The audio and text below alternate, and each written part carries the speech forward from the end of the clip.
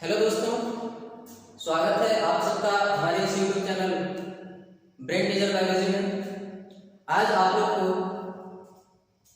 हमारा जो मैराथन चल रहा था उसका आज तीसरा लेक्चर है। हमने दो लेक्चर में देखा कि किस तरीके से, पहला लेक्चर में देखा कि किस तरह से इनिशिएट करना है बायोलॉजी को, किस तरीके से पढ़ना है, कितना चैप्टर पढ़ना है और क्या क्या पढ़ना है चैप्टर्स के अंदर, ये सब देखे थे हम लोग पहला लेक्चर में। दूसरा लेक्चर में हमने चैप्टर स्टार्ट किया था 11th क्लास का पहला chapter the living world start किया था चैप्टर। उसमें हमने कुछ चीजें पढ़ा था। उसमें जब चैप्टर स्टार्ट किए थे तो उसमें ये देखा था कि जो लिविंग वर्ल्ड चैप्टर है, इस चैप्टर में टोटल 4 टॉपिक पढ़ना था। टॉपिक पहला टॉपिक था व्हाट इज लिविंग, दूसरा टॉपिक था हमारा नोमेनक्लेचर, तीसरा टॉपिक था टैक्सोनॉमिकल कैटेगरीज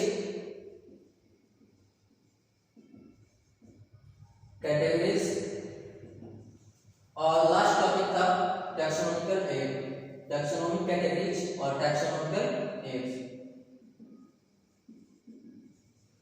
यही 4 टॉपिक था, जिसमें पहला टॉपिक हमने स्टार्ट किया था व्हाट इज लिविंग। पहला टॉपिक स्टार्ट किया था व्हाट इज लिविंग।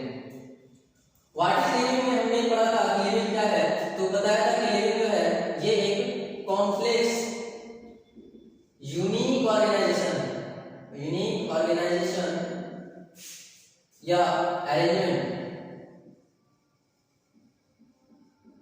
ऑफ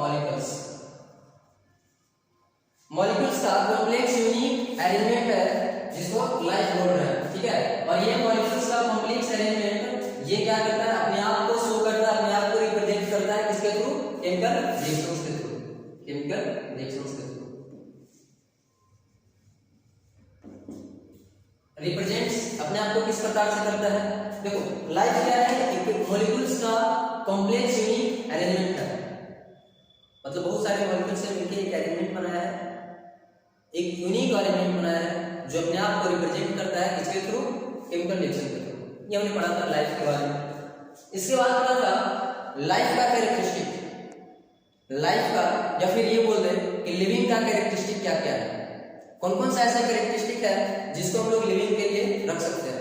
तो उसमें टोटल 12 कैरेक्टरिस्टिक का नाम बताया गया था, 12 कैरेक्टरिस्टिक का नाम बताया गया था, जिसमें से हमने 3 कैरेक्टरिस्टिक पढ़ा था, ठीक है।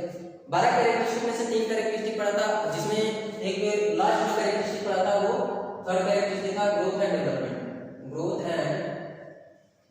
डेवलपमेंट। ग्रोथ एंड डेवलपमेंट में से इसमें कुछ चीजें छूटी थी, जहां समझना स्टार्ट करेंगे ग्रोथ एंड डेवलपमेंट। और इससे पहले क्या पढ़े थे, दूसरा कैरेक्टरिस्टिक पढ़े थे ऑर्गेनाइजेशन,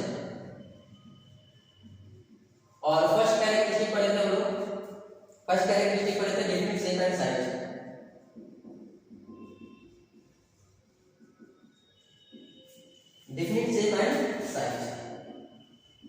ये 3 कैरेक्टरिस्टिक पढ़े थे, कैरेक्टरिस्टिक ऑफ लिविंग में।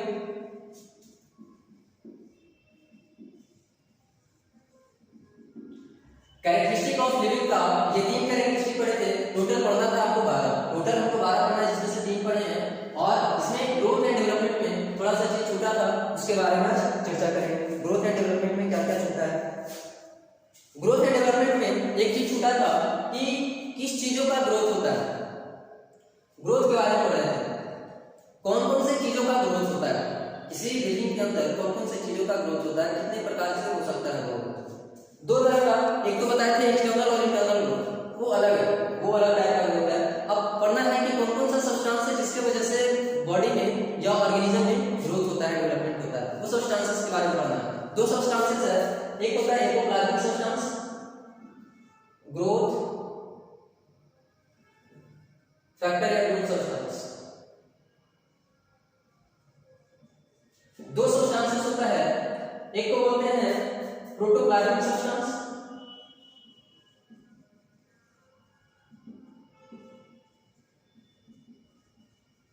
और एक है एपोप्लाज्मिक सब्सटेंस। एपोप्लाज्मिक सब्सटेंस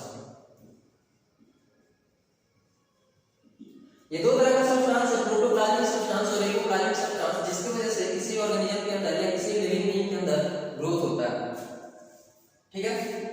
ये प्रोटोप्लाज्मिक सब्सटेंस होता है, जो कह रहे हैं जो सेल के अंदर वाला सब्सटेंस होता है। क्या किसी कोई लिविंग थिंग जो है वो सेल से बना होता है। अच्छा ये बताओ कि जो यूनिसेलुलर ऑर्गेनिज्म, उस यूनिसेलुलर ऑर्गेनिज्म में जो ग्रोइंग सब्सटेंस होगा या ग्रोथ सब्सटेंस होगा वो कौन सा सब्सटेंस होगा, प्रोटोप्लाज्मिक सब्सटेंस या एपोप्लाज्मिक सब्सटेंस या फिर दोनों होगा।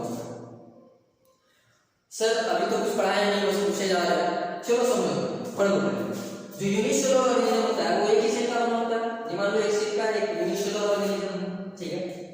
अब ये यूनिसेलुलर ऑर्गेनिज्म जो है इसके अंदर सेल के अंदर देखो एक थोड़ा सा सेल का डिटेल ले लो, अगर नहीं जानते हो तो ले लो, अगर जानते हो तो अच्छी बात है।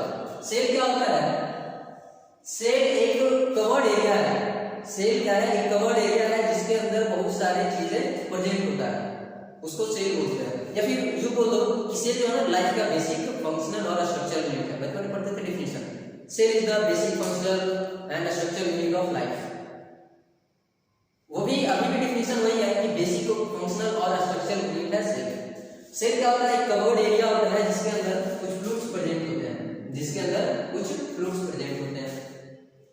और सेल भी दो तरह का होता है, एक होता है प्रोकैरियोटिक सेल और यूकैरियोटिक सेल। जब सेल चैप्टर पढ़ेंगे तो अच्छे से डिटेल में पढ़ेंगे, लेकिन अभी नाम सुन लो कि सेल कितने प्रकार का होता है। सेल दो प्रकार का होता है, प्रोकैरियोटिक और एक होता है यूकैरियोटिक, ठीक है।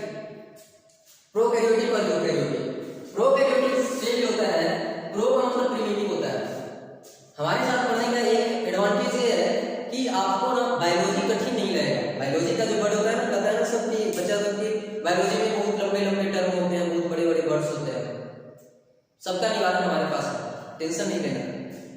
देखिए प्रोकैरियोटिक एक लंबा वर्ड लग रहा है, क्या है सर, प्रोकैरियोटिक। तोड़ दो प्रो और कैरियो, प्रो और कैरियो। यूकैरियोटिक को भी तोड़ दो, यू और कैरियो, यू और कैरियो। प्रो का मतलब होता है प्रीमिटिव, प्रो का मतलब क्या होता है, प्रीमिटिव। और कैरियो का मतलब होता है न्यूक्लियस, कैरियो का मतलब क्या होता है, न्यूक्लियस। अब बोलोगे सर न्यूक्लियस क्या है, आता है, दिक्कत आता है, लेकिन जो पढ़े हुए बच्चे होते हैं उनको दिक्कत नहीं आता है, वो तो ये सब पढ़ चुके होते हैं। 9th क्लास में पढ़ना होता है न्यूक्लियस क्या होता है, सेल क्या होता है, सब कुछ चीज पता होता है, लेकिन फिर भी बताने का एक बार प्रयास करते हैं। अगर नहीं भी जानते तो वहां से चलो। मेरा यही मकसद होगा कि हम पढ़ाएं, जीरो लेवल से पढ़ाएं और ऊपर तक उठे। अब ये नहीं कर सकते हैं कि जीरो से तुमको हीरो बना देंगे, लेकिन जीरो लेवल से चलेंगे ताकि जो बच्चे नहीं भी जानते हैं वो भी अच्छे से एडिक्ट हो सके। और हीरो तो बन ही जाओगे पढ़ते पढ़ते। जो जीरो से स्टार्ट करते हैं वो हीरो जरूर बनते हैं, ऐसा नहीं कि बीच में लटक जाते हैं।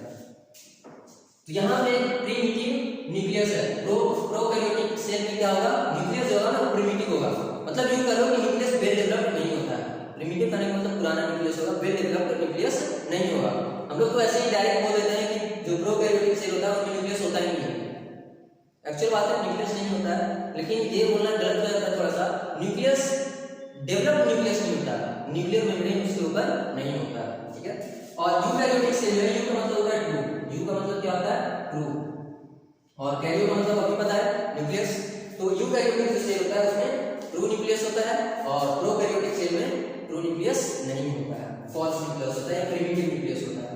तो ये एक सेल बना है, सेल के अंदर ये फ्लूइड्स होगा, और सेल के अंदर जेनेटिक मटेरियल भी होता है। सेल के अंदर जेनेटिक में जितने भी सेल होंगे जेनेटिक मटेरियल उसमें होगा ही होगा, बिना जेनेटिक मटेरियल का कोई भी सेल नहीं होता है, ठीक है। एक बात ध्यान देने वाली बात है। हाँ कभी भी किसी केस में जो जेनेटिक मटेरियल है उसको सेल से बाहर निकलना पड़ता है, वो आगे की बात है। जैसे ह्यूमन आरबीसी होता है उसमें जेनेटिक मटेरियल प्रेजेंट नहीं रहता है क्योंकि उसमें न्यूक्लियस नहीं होता है। और वो किस केस में, जब ह्यूमन आरबीसी जब मैच्योर होता है तब उसमें न्यूक्लियस नहीं होता है, तब उसमें से जेनेटिक मटेरियल बाहर आता है, ठीक है। लेकिन अभी वो सब नहीं जानना है, अभी बस ये जानना है प्रोकैरियोटिक सेल और यूकैरियोटिक सेल क्या होता है। प्रोकैरियोटिक सेल जिसमें न्यूक्लियस वेल डेवलप्ड नहीं होंगे, और यूकैरियोटिक सेल जिसमें न्यूक्लियस जो है सेल के अंदर का जो ऑर्गेनल न्यूक्लियस वो वेल डेवलप्ड होगा। देखो ये जो बाहर वाला मेम्ब्रेन दिख रहा है, सेल के बाहर वाला मेम्ब्रेन, ये सेल मेम्ब्रेन है, इसके अंदर ये साइटोप्लाज्म होता है। देखो यहाँ पे भी बढ़ रहा है साइटो, साइटो का मीन सेल, जहां भी साइटो वर्ड मिले उसका मतलब होगा सेल, साइटो जहां भी वर्ड मिले उसका मतलब क्या हो जाएगा, सेल। याद रहेगा, साइटो का मतलब सेल होता है, प्लाज्मा का मतलब फ्लूइड होता है, प्लाज्मा का मतलब फ्लूइड होता है, ठीक है। तो ये साइटोप्लाज्म, इस सेल के अंदर भी साइटोप्लाज्म होगा, इस सेल के अंदर भी फ्लूइड है, इसको भी बोलेंगे साइटोप्लाज्म। और ये ऊपर वाला मेम्ब्रेन सेल मेम्ब्रेन है, ठीक है, सेल मेम्ब्रेन या सेल प्लाज्मा भी बोलते हैं उसको, सॉरी प्लाज्मा मेम्ब्रेन भी बोलते हैं उसको। और ये जो न्यूक्लियस है, न्यूक्लियस का यहाँ पे मेम्ब्रेन है, न्यूक्लियर मेम्ब्रेन प्रेजेंट है, न्यूक्लियर मेम्ब्रेन। इस न्यूक्लियर मेम्ब्रेन के अंदर कुछ कुछ फ्लूइड होता है जिसको न्यूक्लियोप्लाज्म बोलते हैं, इस न्यूक्लियर मेम्ब्रेन के अंदर कुछ कुछ फ्लूइड होता है जिसको न्यूक्लियोप्लाज्म बोलते हैं, ठीक है, न्यूक्लियोप्लाज्म। यही साइटोप्लाज्म और न्यूक्लियोप्लाज्म, साइटोप्लाज्म और न्यूक्लियोप्लाज्म को मिला के बोलते हैं प्रोटोप्लाज्म। उस प्रोटोप्लाज्म को बोलते हैं प्रोटोप्लाज्मिक सब्सटेंस, उस प्रोटोप्लाज्म में ग्रोथ होगा तो क्या बोलेंगे, प्रोटोप्लाज्मिक सब्सटेंस में ग्रोथ हुआ है, प्रोटोप्लाज्मिक सब्सटेंस इंक्रीज किया है जिसकी वजह से ग्रोथ हुआ है। तो यूनिसेलुलर में तो एक ही सेल है, इस सेल के अंदर ये प्रोटोप्लाज्म होगा, प्रोटोप्लाज्म साइटोप्लाज्म, अगर प्रोकैरियोटिक है तो उसमें सिर्फ साइटोप्लाज्म प्रोटोप्लाज्म हो जाएगा, और अगर यूकैरियोटिक है तो साइटोप्लाज्म और न्यूक्लियोप्लाज्म दोनों को मिला के प्रोटोप्लाज्म होगा। तो एक तो ग्रोथ हो सकता है कि प्रोटोप्लाज्मिक सब्सटेंस इंक्रीज करे, जो प्रोटोप्लाज्मिक सब्सटेंस है वो इंक्रीज करे, उसकी वजह से ग्रोथ होगा। और दूसरा ग्रोथ होता है एपोप्लाज्मिक सब्सटेंस इंक्रीज करे। एपोप्लाज्मिक सब्सटेंस किसको बोलेंगे, एपोप्लाज्मिक सब्सटेंस बोलेंगे सेल के बाहर का intercellular substance, intercellular substance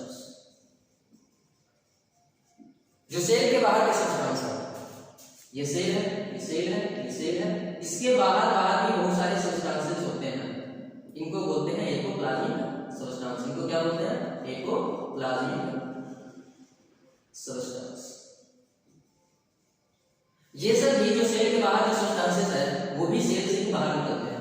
cell में वो सब्सटेंसेस जब ज्यादा होने लगते हैं तो कुछ कुछ सब्सटेंसेस को बाहर निकाला जाता है, तो उसी को बोलते हैं एपोप्लाज्मिक सब्सटेंस। तो ग्रोथ दोनों तरह से हो सकता है, सेल के अंदर का सब्सटेंस बढ़ेगा, उसको बोलेंगे कि प्रोटोप्लाज्मिक सब्सटेंस इंक्रीज हुआ है जिसकी वजह से ग्रोथ हुआ है, और जब सेल के बाहर के सब्सटेंस बढ़ेंगे तो उसकी वजह से भी ग्रोथ होगा, तो बोलेंगे कि वो एपोप्लाज्मिक सब्सटेंस इंक्रीज हुआ।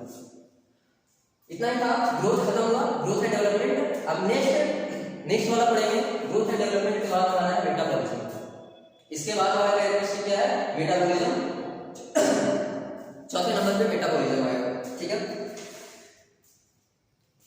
नोट कर लीजिए, नोट कर लीजिए ये वाला टॉपिक अभी का है। बाकी ये टॉपिक सरकारी जगह में नोट कीजिएगा, सरकारी जगह वो होता है जो टॉपिक ऊपर होता है ना, जगह छुपा हुआ थोड़ा सा, उसको सरकारी जगह बोलते हैं, वहां पे नोट कर दीजिएगा। अगर सरकारी जगह में ना आए तो कहीं साइड में जगह बना के नोट कर लीजिएगा ये बात, ठीक है, इसी अब दोबारा बात का मिटाएं इसको, हो गया नोट, ठीक है।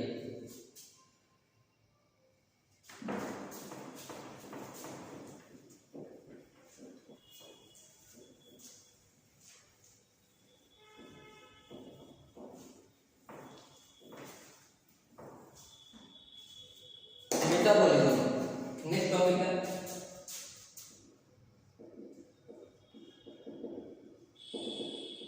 एक बार कैमरा देखिए चल रहा है, चलिए अच्छे से चल रहा है, दिख रहा है अच्छे से। मेटाबॉलिज्म जो है, मेटाबॉलिज्म ये वर्ड मेटाबॉलिज्म जो है ये बॉडी के अंदर होने वाले वो सारे केमिकल रिएक्शंस, बॉडी के अंदर होने वाले सारे रिएक्शंस क्या कहलाते हैं, मेटाबॉलिज्म कहलाते हैं। Sum total of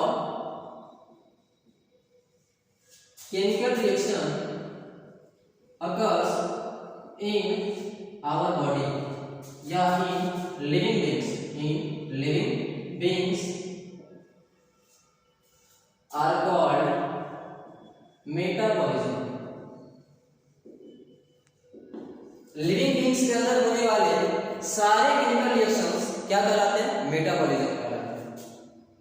living beings के अंदर होने वाले सारे केमिकल रिएक्शंस मेटाबॉलिज्म कहलाते हैं। अभी बताया था कुछ देर पहले लाइफ का डेफिनेशन में कि मॉलिक्यूल से बना हुआ एक यूनिक कॉम्प्लेक्स ऑर्गेनाइजेशन या अरेंजमेंट लाइफ होता है, लिविंग होता है, ठीक है। तो वही लिविंग के अंदर, और बोले थे कि लिविंग जो है वो अपने अंदर अपने आप को किस प्रकार से रिप्रेजेंट करता है, वो मॉलिक्यूल जो है अपने आप को किस तरह से रिप्रेजेंट करता है, केमिकल रिएक्शंस के थ्रू रिप्रेजेंट करता है। वही केमिकल रिएक्शंस क्या कहलाता है, मेटाबॉलिज्म कहलाता है। किसी भी लिविंग बीइंग के अंदर जो केमिकल रिएक्शंस चलते हैं वो केमिकल रिएक्शन क्या कहलाता है, मेटाबॉलिज्म कहलाता है, ठीक है। और ये मेटाबॉलिज्म डिफाइनिंग प्रॉपर्टी होता है, पहला लेक्चर में बताया था, पहला दूसरा लेक्चर में बताया था, कल के लेक्चर में कि मेटाबॉलिज्म होता है ये डिफाइनिंग प्रॉपर्टी होता है, डिफाइनिंग प्रॉपर्टी या defining characteristic for living beings. Living beings का डिफाइनिंग कैरेक्टरिस्टिक होता है ये मेटाबॉलिज्म। मेटाबॉलिज्म को लेकर हम लिविंग बीइंग्स को अच्छे से डिफाइन कर सकते हैं विदाउट एनी एक्सेप्शन, कोई एक्सेप्शन नहीं होता है, विदाउट एनी एक्सेप्शन। इतना क्लियर है, क्योंकि जितने भी लिविंग ऑर्गेनिज्म होंगे उनमें मेटाबॉलिज्म होता ही होता है, केमिकल रिएक्शंस होते ही होते हैं। विदाउट केमिकल रिएक्शन कोई भी लिविंग ऑर्गेनिज्म लिविंग नहीं हो सकता। अगर बॉडी के अंदर केमिकल रिएक्शंस बंद हो जाए तो वो फिर लिविंग नहीं रहता है। सिंपली लिख दें, non living things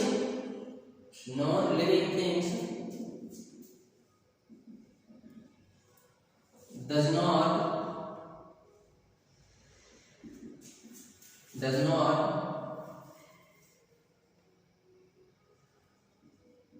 having metabolism, ठीक है। अब ये मेटाबॉलिज्म जो होता है इसको हम लोग क्या बोले, लेबोरेटरी में भी कर सकते हैं। जैसे आप लोगों ने टेस्ट ट्यूब बेबी का नाम सुना होगा, टेस्ट ट्यूब बेबी का नाम सुना है,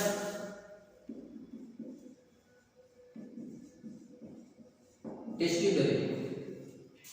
तो यहाँ पे क्या करवाया जाता है, यहाँ पे भी केमिकल रिएक्शंस होते हैं, यहाँ पे भी केमिकल रिएक्शंस करवाए जाते हैं, फर्टिलाइजेशन होता है। टेस्ट ट्यूब बेबी में क्या होता है कि एक ट्यूब होता है, कांच का ट्यूब होता है, ग्लास का ट्यूब होता है, इसमें मेल गैमेट और फीमेल गैमेट डाल के, मेल गैमेट और फीमेल गैमेट डाल के इसमें क्या करवाया जाता है, फर्टिलाइजेशन करवाया जाता है। मेल गैमेट और फीमेल गैमेट डाल के फर्टिलाइजेशन करवाया जाता है। तो फर्टिलाइजेशन करना, इसका फर्टिलाइजेशन करना, ऐसे ही फर्टिलाइजेशन नहीं होता है, मेल गैमेट और फीमेल गैमेट के बीच में बहुत सारा प्रोसेस चलता है, बहुत सारा रिएक्शन चलता है, केमिकल रिएक्शन चलता है, तब जाके वो फर्टिलाइजेशन कंप्लीट होता है और तब जाके ये जाइगोट बन पाते हैं। जाइगोट भी इसी के अंदर बनेगा, ठीक है। तो यहाँ पे क्या हुआ, केमिकल रिएक्शंस हुआ, लेकिन बट ये तो किसी ऑर्गेनिज्म के अंदर नहीं हुआ, किसी ऑर्गेनिज्म के अंदर नहीं हुआ, हाँ, लेकिन ये हुआ है किसके अंदर, लिविंग थिंग के अंदर हुआ है। सेल का ना यहाँ पे, ठीक है, सेल ही है ना, तो इसको क्या कर सकते हैं, किसी लिविंग ऑर्गेनिज्म के अंदर नहीं हुआ है, लेकिन फिर भी एक लिविंग के लिए हुआ है, एक लिविंग के लिए हुआ है। तो लेबोरेटरी में भी कुछ ऐसे मेटाबॉलिज्म रिएक्शन है जो करवाए जाते हैं, ठीक है।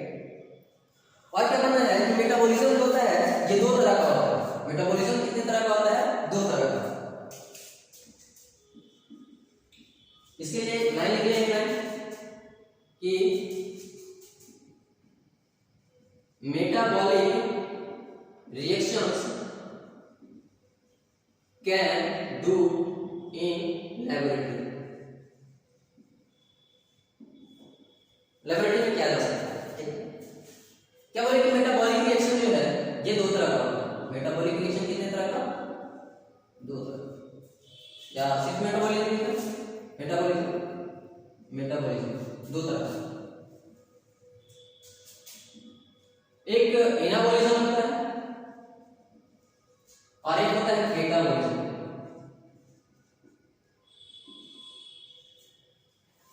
एना का मतलब होता है फॉर्मेशन, बॉलिज्म का मतलब होता है रिएक्शन। केटा का मतलब होता है ब्रेकडाउन, और बॉलिज्म का मतलब होता है रिएक्शन। एनाबॉलिज्म में क्या होगा, देखिए मेटाबॉलिज्म क्या है, केमिकल रिएक्शन है, मेटाबॉलिज्म। तो एनाबॉलिज्म जो है इसमें क्या होगा, चीजों का फॉर्मेशन होगा। एना का मतलब क्या होता है, फॉर्मेशन होना। एना का मतलब क्या होता है, फॉर्म होना, किसी चीजों का बनना, नए चीजों का बनना, किसी मतलब चीजों के जुड़ के नए चीजों का बनना, वो होता है एनाबॉलिज्म। और कैटाबॉलिज्म क्या होता है, कैटा का मतलब ब्रेकडाउन, तो चीजों का टूट के नए चीजों में बनना।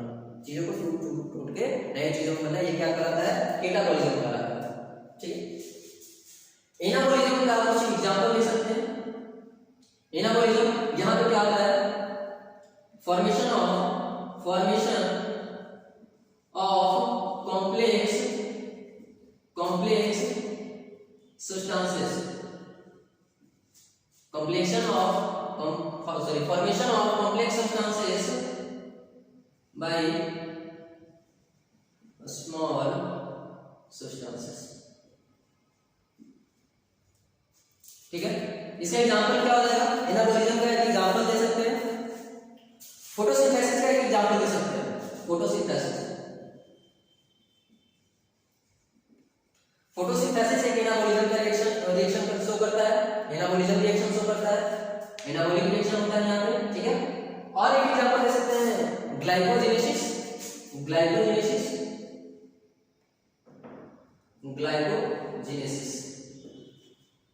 अच्छा, अब ये वर्ड तो सर समझ में नहीं आया है। फोटोसिंथेसिस तो फिर भी समझ में आता है, बचपन में पढ़े थे, बहुत पढ़े थे फोटोसिंथेसिस, लेकिन ग्लाइकोजेनेसिस वाला वर्ड समझ में नहीं आया। अच्छा ठीक है, पहले इसके बारे में बताते हैं, उसके बाद ग्लाइकोजेनेसिस का एक चर्चा करते हैं। ग्लाइकोजेनेसिस क्या होता है? कैटाबॉलिज्म में क्या होगा? Breakdown of complex substances to form a small substances। Complex substances को टूट के छोटे-छोटे सब्सटेंसेस में नए न्यू छोटे-छोटे सब्सटेंस बन जाए, to form new small substances, to form new formation of complex new complex substance. ऐसे भी रिएक्शन होगा तो नया सब्सटेंस ही बनेगा, new complex substances by small substances. और यहाँ पे क्या है? Breakdown of complex substances to form new small substances. इसका एग्जांपल क्या हो जाएगा?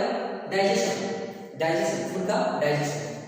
इसका हो जाएगा डाइजेशन। एग्जांपल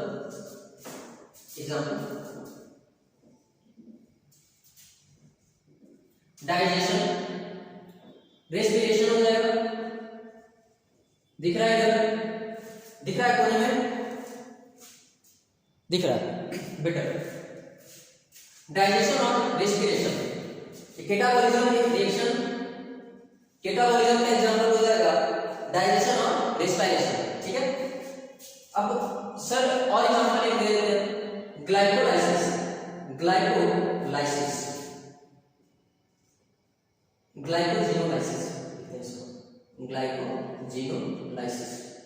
सर यहाँ अभी बोल रहे हैं नहीं समझ में आया, ग्लाइकोजेनेसिस समझ में नहीं आया और ग्लाइकोजेनोलाइसिस समझ में नहीं आया। बाकी डाइजेशन समझ में आया, फूड का ब्रेकडाउन होकर छोटे-छोटे पार्ट में टूट जाना। रेस्पिरेशन क्या होता है? रेस्पिरेशन होता है न्यूट्रिएंट्स का ब्रेकडाउन करके एनर्जी का रिलीज करना। रेस्पिरेशन क्या होता है? जो फूड से न्यूट्रिएंट्स मिला है उस न्यूट्रिएंट्स का ब्रेकडाउन करके एनर्जी का रिलीज करना, ये रेस्पिरेशन कहलाता है। वहां भी ब्रेकडाउन हो रहा है न्यूट्रिएंट्स का, और डाइजेशन में फूड का ब्रेकडाउन हो रहा है। तो सर ये दोनों समझ में आ गया। ठीक है, अब बाकी समझ में नहीं आया ग्लाइकोजेनोलाइसिस और ग्लाइकोजेनेसिस। चलिए ये दोनों समझने का कोशिश करते हैं, ग्लाइकोजेनोलाइसिस और ग्लाइकोजेनेसिस। यहां पर समझिए, दिख रहा है इतना में हो जाएगा। ग्लाइकोजेनेसिस दो वर्ड है सर, इतना लंबा वर्ड बोले ना कि दिक्कत नहीं लेना, जितने लंबे वर्ड होंगे उसको हम लोग ब्रेक डाउन करके, बायोलॉजी में एक जो रूल है उस रूल को अपना के चलिएगा। जब भी बड़ा वाला शब्द मिले, बड़ मिले, तो वहां पे उसका ब्रेकडाउन करने का कोशिश कीजिए। ब्रेकडाउन कीजिएगा, बड़ जो है वो आसानी से टूट जाएगा 2-3 भाग में, और एक वर्ड का मतलब समझने का कोशिश कीजिए। ठीक है, तो यहाँ पे इस ग्लाइकोजेनेसिस को 2 भाग में तोड़ देते हैं, ब्रेकडाउन कर देते हैं 2 भाग में। ग्लाइकोजेनेसिस, ठीक है, ग्लाइको मतलब ग्लाइकोजन है, ग्लाइकोजन जानते होंगे, नहीं जानते तो कोई बात नहीं। ग्लाइकोजेनेसिस का मतलब फॉर्मेशन होता है, जेनेसिस का मतलब फॉर्मेशन होता है, जेनेसिस का मतलब फॉर्मेशन। हमेशा ये वर्ड आता रहेगा, हमेशा ये वर्ड मिलेगा, जेनेसिस का मतलब फॉर्मेशन। ठीक है, याद रखना, जेनेसिस का मतलब फॉर्मेशन, ग्लाइकोजन का फॉर्मेशन ग्लाइकोजेनेसिस कहलाता है। ये ग्लाइकोजन क्या होता है? ग्लाइकोजन क्या होता है? It is the complex molecules of glucose, या पॉलीसेकेराइड ऑफ ग्लूकोज, ऐसे कह सकते हैं, पॉलीसेकेराइड क्या है? पॉली सर फिर नया वर्ड कॉम्प्लेक्स मॉलिक्यूल ऐसा रहेगा, कॉम्प्लेक्स मॉलिक्यूल और ग्लूकोज। मतलब क्या कि बहुत सारे ग्लूकोज मिलके क्या बना ले रहे हैं, ग्लाइकोजन। ग्लाइकोजन का फॉर्मेशन हो रहा है, बहुत सारे ग्लूकोज मिलके क्या बना रहे हैं, ग्लाइकोजन। तो ग्लूकोज छोटे छोटे मॉलिक्यूल्स है, स्मॉल मॉलिक्यूल्स है, और ये छोटे छोटे मॉलिक्यूल्स मिलके क्या बना रहे हैं, कॉम्प्लेक्स मॉलिक्यूल बना रहे हैं। तो कौन सा रिएक्शन कहलाएगा, एनाबॉलिक कहलाएगा, एनाबॉलिक रिएक्शन। ठीक है, वे एक बार था यहाँ पे ग्लाइकोजिनोलाइसिस, ग्लाइकोजिनोलाइसिस या सिर्फ सिंपल उसको ग्लाइकोलाइसिस भी कह सकते हैं। ठीक है, ग्लाइकोजिनोलाइसिस या ग्लाइकोलाइसिस। देखिए ग्लाइकोजिनो ओ को हटा दो तो ग्लाइकोजन लग रहा है, ग्लाइकोजिनो में से ओ को हटा दो तो ग्लाइकोजन लग रहा है, ग्लाइकोजन तो सिंपल दिख रहा है। और लाइसिस का मतलब होता है ब्रेकडाउन, लाइसिस का मतलब होता है ब्रेकडाउन, लाइसिस का मतलब होता है ब्रेकडाउन, मतलब ग्लाइकोजन से टूट के ग्लूकोज बनना, ये क्या कहलाएगा, ग्लाइकोजिनोलाइसिस या सिर्फ सिंपल ग्लाइकोलाइसिस लिख सकते हैं इसके लिए, और ग्लाइकोलाइसिस। ठीक है, समझ में आ गया दोनों, मेटाबॉलिज्म का दोनों पार्ट समझ में आ गया, एनाबॉलिज्म और कैटाबॉलिज्म। एनाबॉलिज्म जिसमें चीजों का फॉर्मेशन होगा, छोटे छोटे चीजों से जुड़ के नया चीज बनेगा, उसको बोलेंगे एनाबॉलिज्म। और कैटाबॉलिज्म क्या होगा, छोटे छोटे एक कॉम्प्लेक्स चीज टूट के छोटे छोटे नए नए चीजों में कन्वर्ट हो जाए तो उसको बोलते हैं कैटाबॉलिज्म। जेनेसिस और लाइसिस दो वर्ड अभी समझाए हैं। ठीक है, जेनेसिस का मतलब होता है फॉर्मेशन और लाइसिस का मतलब होता है ब्रेकडाउन। जेनेसिस का मतलब फॉर्मेशन और लाइसिस का मतलब ब्रेकडाउन, याद रखिएगा हमेशा। ठीक है, अब ये हो गया मेटाबॉलिज्म जो है समाप्त हुआ। अब नेक्स्ट कैरेक्टरिस्टिक पे चलते हैं। नेक्स्ट कैरेक्टरिस्टिक है हमारा रिप्रोडक्शन। स्क्रीनशॉट ले लीजिए, ये तो साथ में नोट करें तो कोई बात नहीं, तो स्क्रीनशॉट ले लीजिए। डन, चलिए नए टॉपिक की तरफ बढ़ते हैं, नए कैरेक्टरिस्टिक, नेक्स्ट कैरेक्टरिस्टिक की तरफ।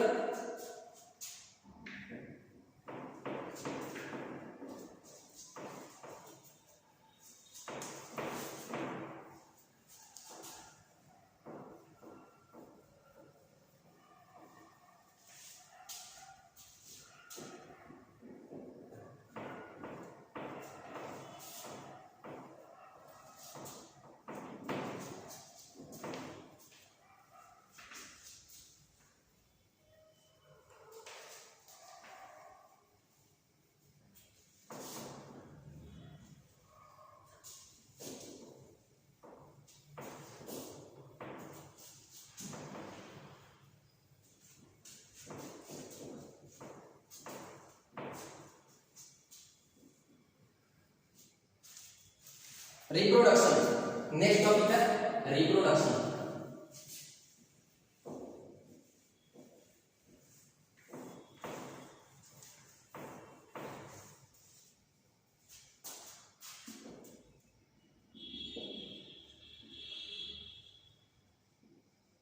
अभी कैरेक्टरिस्टिक ही चल रहा है लिविंग का, लिविंग बेंग्स का कैरेक्टरिस्टिक चल रहा है, उसमें नेक्स्ट कैरेक्टरिस्टिक आया रिप्रोडक्शन। हाँ, तो जितने भी लिविंग ऑर्गेनिज्म है सब रिप्रोडक्शन करते हैं, इसमें कुछ एक्सेप्शन भी है, इसीलिए रिप्रोडक्शन को डिफाइनिंग प्रॉपर्टी नहीं बोला जाता, डिफाइनिंग कैरेक्टरिस्टिक नहीं बोला जाता। इट इज नॉट, सिंपली बोल देते हैं, it is not defining characteristic. आगे पता चलेगा तो नहीं बोलते इसको defining characteristic.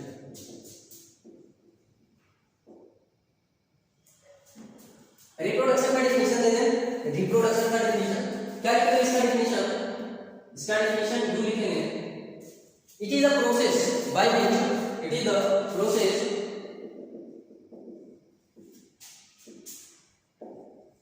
by which a living organism can produce a new organism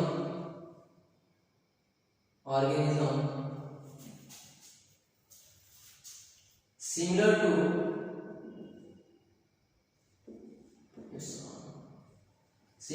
its ये क्या है, रिप्रोडक्शन क्या है, एक प्रोसेस है। रिप्रोडक्शन एक प्रोसेस है जिसके थ्रू लिविंग ऑर्गेनिज्म अपने ही जैसा एक नए ऑर्गेनिज्म का प्रोडक्शन करते हैं, अपने ही जैसा एक नए ऑर्गेनिज्म बना पाते हैं। इस प्रोसेस को थ्रू रिप्रोडक्शन के प्रोसेस को समझ में आया। रिप्रोडक्शन क्या है, एक प्रोसेस है, एक ऐसा प्रोसेस, एक ऐसा लिविंग प्रोसेस कर सकते हैं जिसके थ्रू एक ऑर्गेनिज्म अपने ही जैसा एक नई ऑर्गेनिज्म को बना सकता है, जिसको रिप्रोडक्शन कहते हैं।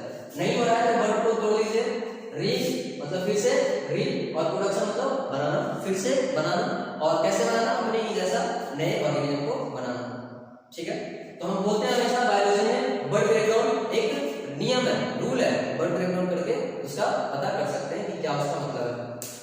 ठीक है, सिंपली बोलते हैं कि रिप्रोडक्शन जो है ये डिफाइनिंग कैरेक्टर्स नहीं होता है, डिफाइनिंग कैरेक्टरिस्टिक नहीं होता है। उसके बारे में आगे पता चलेगा क्यों नहीं होता है, बता दें, अभी बता देते हैं। चलो, रिप्रोडक्शन डिफाइनिंग कैरेक्टरिस्टिक इसीलिए नहीं बोला जाता है क्योंकि बहुत सारे ऐसे ऑर्गेनिज्म है ना जो रिप्रोडक्शन के लिए कैपेबल नहीं होते, रिप्रोडक्शन नहीं कर पाते।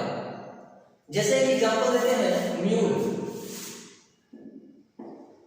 म्यूल म्यूल होता है जिसको खच्चर बोलते हैं, गधा का प्रजाति होता है, मतलब गधा का प्रजाति नहीं कह सकते हैं, उसमें दो चीजों का हाइब्रिडाइजेशन होता है। ठीक है, म्यूल होता है, खच्चर जिसको बोलते हैं, म्यूल मींस खच्चर होता है, ये रिप्रोडक्शन नहीं कर सकता। म्यूल जो है वो रिप्रोडक्शन नहीं कर सकता है। ठीक है, क्योंकि ये इनफर्टाइल होता है, क्योंकि ये इनफर्टाइल होता है। इसको सिर्फ काम करवाने के पर्पज से इसको बनाया जाता है। ये एक हाइब्रिड है, दो जीवों के बीच में ब्रीडिंग करवा के ये हाइब्रिड बनाया जाता है। ये इनफर्टाइल होता है, ये रिप्रोडक्शन नहीं कर सकता, फिर भी ये लिविंग है नहीं। ऐसा नहीं है कि जो रिप्रोडक्शन नहीं करेंगे वो लिविंग नहीं होंगे, जो रिप्रोडक्शन नहीं कर रहे वो भी लिविंग है। एक्सेप्शन हो गया, without reproduction living thing can be living. और एक एग्जांपल है वर्कर बी। वर्कर बी, अब बोलोगे सर ये वर्कर बी कहां से कौन सी होता है, क्या होता है? बी होता है ना मधुमक्खी, वो 3 तरह का होता है। बी कितने तरह का होता है? 3 तरह का होता है, नहीं 2 तरह का, वर्कर बी और क्वीन बी। वर्कर बी और क्वीन बी। ठीक है, बी का अलग अलग टाइप होता है, टेंशन नहीं लेना है, आगे और पढ़ने के लिए आएगा इसके बारे में। जब 12th का पहला चैप्टर पढ़ेंगे तो वहां भी पढ़ाया जाएगा, 12th पहला चैप्टर पढ़ेंगे तो वहीं पढ़ाया जाएगा कि बी के अंदर रिप्रोडक्शन कैसा होता है। ठीक है, वर्कर बी होता है ये भी इनफर्टाइल होता है, ये भी बच्चे पैदा नहीं कर सकते, ये भी इनफर्टाइल होता है। तो ऐसा थोड़ी नहीं कि वर्कर बी जो है वो जिंदा नहीं, वो भी तो लिविंग है। तो बहुत सारे ऐसा एग्जांपल मिल जाता है जो बिना रिप्रोडक्शन किए हुए भी लिविंग है। तो इसीलिए कहा जाता है रिप्रोडक्शन वो डिफाइनिंग कैरेक्टरिस्टिक नहीं कर सकते हैं। हाँ भले कि बता दे सकते हैं कि जो रिप्रोडक्शन करते हैं वो लिविंग होते हैं, ऐसा करें, लेकिन जो लिविंग है वो रिप्रोडक्शन करें जरूरी है, ये जरूरी नहीं है कि जो लिविंग है वो रिप्रोडक्शन करेगा ही करेगा। जैसे देख लिया आपने म्यूल का, लिविंग तो है बट रिप्रोडक्शन नहीं करता है। और भी एग्जांपल हो सकते हैं, infertile couple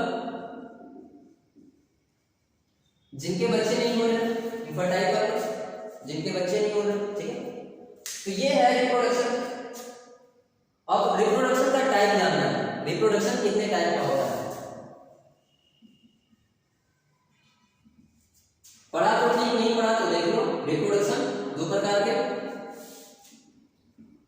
asexual reproduction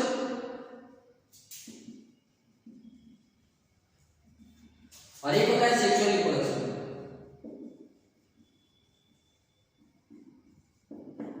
asexual reproduction के अंदर, असेक्सुअल रिप्रोडक्शन में एक ही पैरेंट से बच्चे प्रोड्यूस होते हैं, या एक ही पैरेंट से जो प्रोजेनी है वो एक ही पैरेंट से प्रोड्यूस होते हैं। ठीक है, ओनली वन पैरेंट पार्टिसिपेट, इसमें एक ही पैरेंट पार्टिसिपेट करते हैं, 2 पैरेंट का इसमें जरूरत नहीं होता है, ओनली वन पैरेंट पार्टिसिपेटेड। और क्या करें, इसमें है गैमीट जिसमें फ्यूजन होता है वो इसमें नहीं बनता है। Gamete formation not occurs, gamete formation इसमें नहीं होता है। गैमीट फॉर्मेशन नहीं हो रहा है तो इसमें क्या नहीं होगा, फर्टिलाइजेशन नहीं होगा। अब फिर बोलोगे सर फर्टिलाइजेशन सर 9वां 10वां बढ़िया से नहीं पढ़ दिया सर, तो फर्टिलाइजेशन कहां से पढ़ाते हैं? पढ़ लो तो ठीक, नहीं पढ़े तो यहाँ देखो समझ में आएगा, फर्टिलाइजेशन बताएंगे। ठीक है, फर्टिलाइजेशन होता है fusion of gametes, fusion of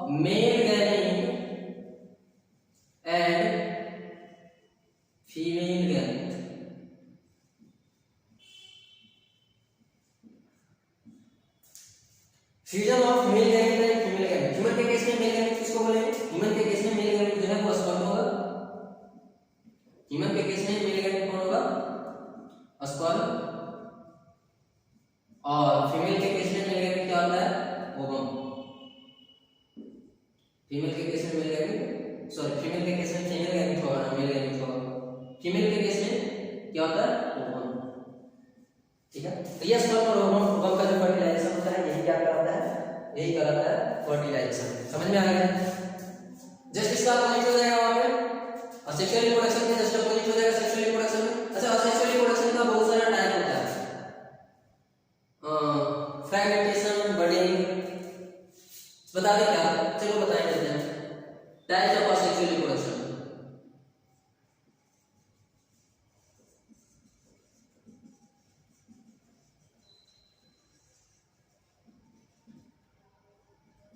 types of sexual reproduction: budding, fragmentation,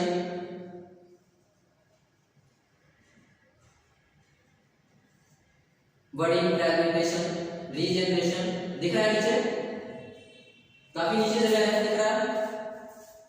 regeneration नहीं दिख रहा, फ्रैगमेंटेशन दिख रहा, रीजनरेशन नहीं दिख रहा। चलो इसको इधर लिखते हैं, रीजनरेशन, फ्यूजन, और भी होता है रीजनरेशन, फ्रैगमेंटेशन, बडिंग, फ्यूजन, और एक होता है vegetative reproduction, vegetative propagation, vegetative propagation. बताएंगे नहीं सबके बारे में, सबके बारे में एक एक लाइन बता देते हैं कि बड़े में क्या होता है। बड़े में होता है किसी एक लिविंग ऑर्गेनिज्म से, किसी एक लिविंग बीइंग के बॉडी के बाहर एक बर्ड निकलता है, कली जैसा एक स्ट्रक्चर निकलता है, वही कली वही बर्ड डेवलप करके क्या बना लेता है? एक नए बॉडी में कन्वर्ट हो जाता है। जैसे जैसे धीरे धीरे वो डेवलप होता है, वो नए बॉडी में डेवलप हो जाता है और फिर उससे डिटैच हो जाता है। जैसे देखो ये कोई एक ऑर्गेनिज्म है, ठीक है, वैसे हाइड्रा का नाम लिया जाता है बॉडी में, ठीक है। ये कोई एक ऑर्गेनिज्म हाइड्रा, इस हाइड्रा की बॉडी से यहाँ से देखो, यहाँ से क्या होता है? यहाँ से धीरे धीरे बर्ड्स निकलना स्टार्ट होता है, कली निकलना स्टार्ट होता है, ठीक है। ये बर्ड्स धीरे धीरे ग्रो करते हैं, डेवलपमेंट होता है इसमें, और धीरे धीरे ग्रो करके ये बड़ा बर्ड्स जो है एक नए बॉडी के रूप में डेवलप कर जाते हैं। फिर इससे ये डिटैच होकर एक नया ऑर्गेनिज्म बना लेता है।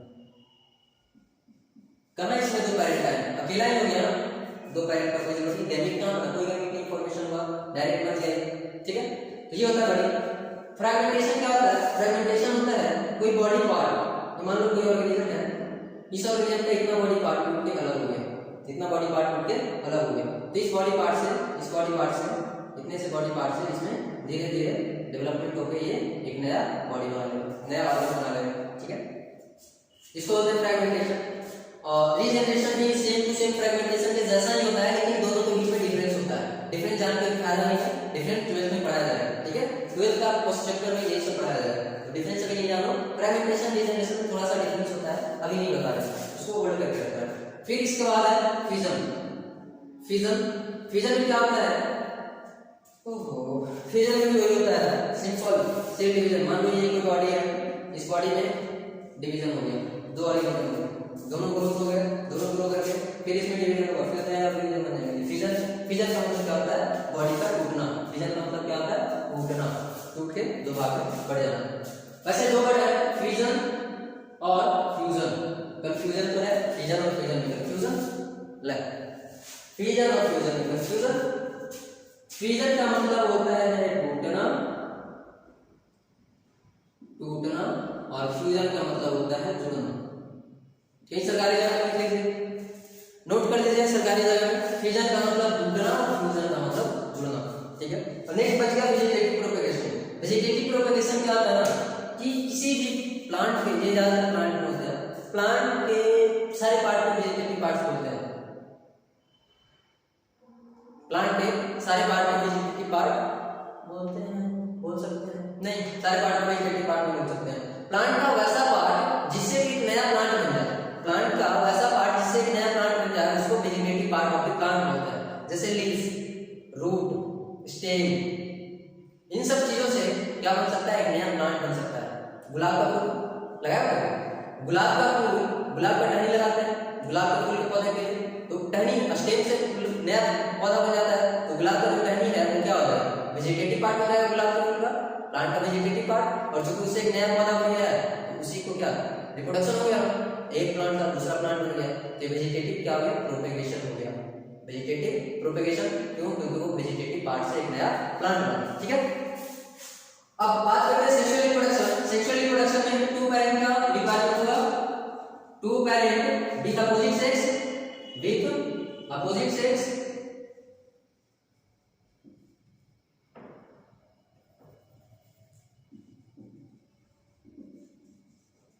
Mail and female, male and female, gamete formation हो गया यहाँ पे, गैमीट फॉर्मेशन अकर्स, फर्टिलाइजेशन भी होगा, फर्टिलाइजेशन अकर्स। ठीक है, और सबसे बड़ी बात कि असेक्सुअल रिप्रोडक्शन में वेरिएशन नहीं होता, मतलब उसमें कोई परिवर्तन नहीं होता है, जैसे पेरेंट वैसे ही उनके बच्चे बनते हैं। और सेक्सुअल रिप्रोडक्शन में बहुत ज्यादा परिवर्तन होता है, बहुत ज्यादा परिवर्तन, बहुत ज्यादा वेरिएशन होता है। जैसे हम लोग में देखो ह्यूमंस के केस में क्या होता है, ह्यूमंस में सेक्सुअल रिप्रोडक्शन होता है, पेरेंट जैसे बच्चे नहीं होते हैं, कुछ ना कुछ डिफरेंस आता ही आता है। ठीक है, तो यही होता है रिप्रोडक्शन। और सेक्सुअल रिप्रोडक्शन में कोई भी डिफरेंस नहीं आता, कोई भी डिफरेंस नहीं आता, एग्जैक्ट टू कॉपी बनते हैं, लेकिन सेक्सुअल रिप्रोडक्शन में वेरिएशन आते हैं। वो भी लिखे वेरिएशन नॉट अकर्स, नीचे तो दिखेगा नहीं इसमें, इसमें वेजिटेटिव प्रोपेगेशन भी नहीं दिख रहा होगा, दिख रहा है क्या? नहीं दिख रहा होगा, सेक्सुअल वाला नहीं दिख रहा। वेजिटेटिव प्रोपेगेशन 5 नंबर का पेज लिखूं, 5 नंबर वेजिटेटिव प्रोपेगेशन। और क्या होता है सेक्सुअल में, no variation, exact to copy, और exact to copy, no variation,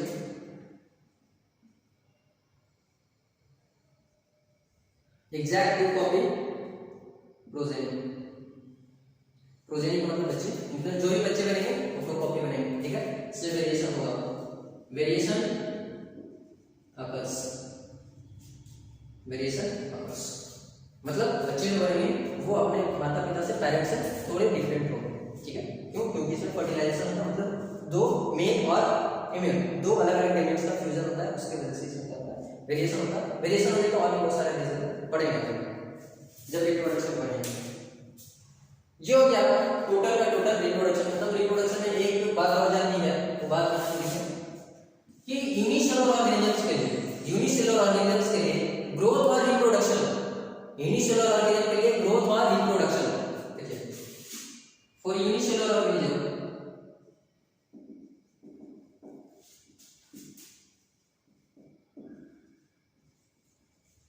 growth and reproduction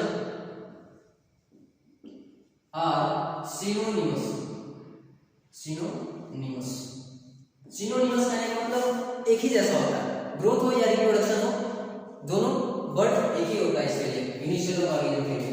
जैसे चलिए एग्जांपल लेते हैं अमीबा का, सिंपल से वही एग्जांपल आगे लेते हैं। ये अमीबा है, वैसे अमीबा ऐसा होता नहीं, सब किसी को पता नहीं है।